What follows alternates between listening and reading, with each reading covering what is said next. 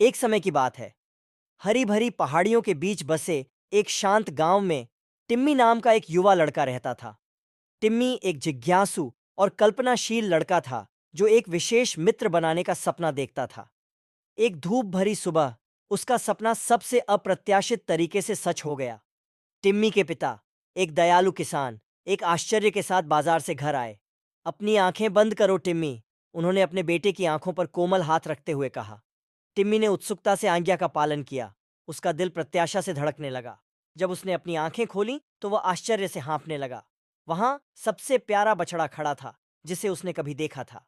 यह एक भूरे और सफेद रंग की गाय थी जिसकी आंखें बड़ी बड़ी, उत्सुक थीं और गुलाबी नाक थी जो सुबह की हवा में हिलती थी।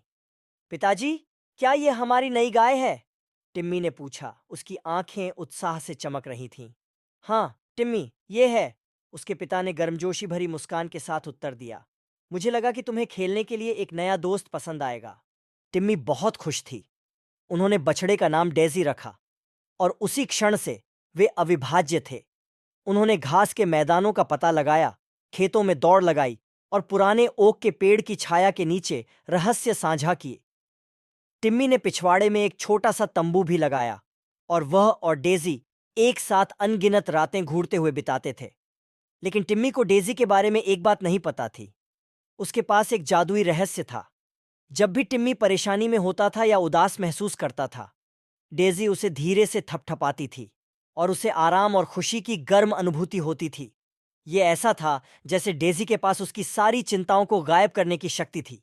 एक दिन भारी बारिश के कारण गांव में बाढ़ आ गई और कई घर पानी में डूबने के खतरे में पड़ गए। टिम्मी का परिवार अपने घर को लेकर चिंतित था, लेकिन डेजी आगे बढ़ी। अपनी आंखों में दृढ़ निश्चय के साथ उन्होंने ग्रामीणों की सुरक्षा सुनिश्चित करते हुए उन्हें ऊंचे स्थानों पर पहुंचाया। बहादुर और चतुर गाय को देखकर हर कोई आश्चर्यचकित था।